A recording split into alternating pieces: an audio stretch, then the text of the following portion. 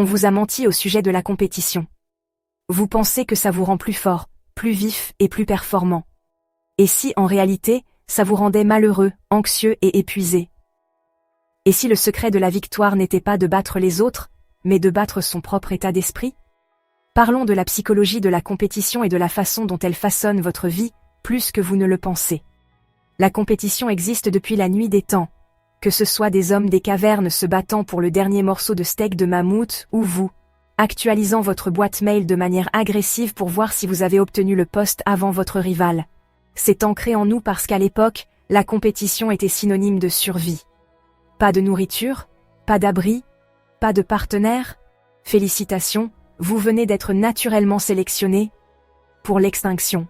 Avance rapide jusqu'à l'époque moderne, et même si nous ne sommes plus en compétition pour la survie, espérons-le, on est toujours coincé dans les mêmes schémas mentaux. Des psychologues comme Leon Festinger et David McClelland ont essayé de comprendre cette folie. La théorie de la comparaison sociale de Festinger dit que nous nous mesurons constamment aux autres pour savoir où nous en sommes, tandis que la théorie de la motivation à la réussite de McClelland explique pourquoi certaines personnes s'épanouissent dans la compétition, alors que d'autres se sentent comme un ballon dégonflé au moindre signe d'échec. La vérité, c'est que la compétition peut être à la fois une bénédiction et une malédiction. D'un côté, elle nous pousse à nous améliorer, stimule la créativité et, si vous avez de la chance, vous amène dans cet état de flow. Ce moment magique, où tout s'enchaîne et où vous vous sentez invincible. Mais, quand la compétition devient une obsession, les choses s'assombrissent. L'anxiété monte en flèche, l'estime de soi s'effondre et, soudain, toute votre identité dépend de votre victoire ou de votre défaite. Les réseaux sociaux aggravent les choses, transformant la vie en une grande évaluation de performance où tout le monde a l'air plus prospère, plus heureux et étrangement bien éclairé. Et n'oublions pas les hyper-compétitifs, ceux qui traitent chaque petit désagrément comme une lutte à mort. Pour eux, perdre n'est pas juste un revers, c'est une crise existentielle.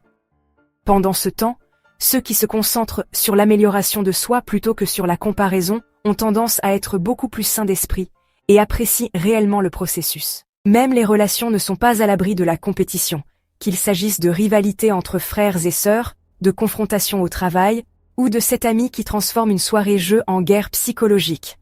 Dans les cas extrêmes, la compétition excessive engendre des environnements toxiques où les gens se sabotent les uns les autres au lieu de collaborer. Mais voilà le truc. La compétition en elle-même n'est pas l'ennemi. C'est la façon dont on l'aborde. Les psychologues suggèrent de recentrer notre attention sur la motivation intrinsèque, c'est-à-dire se faire concurrence à soi-même plutôt que de rechercher la validation externe. Des pratiques comme la pleine conscience et les techniques cognitivo-comportementales peuvent aider à recabler notre cerveau pour gérer la compétition de manière plus saine. Et culturellement, la façon dont on vit la compétition varie.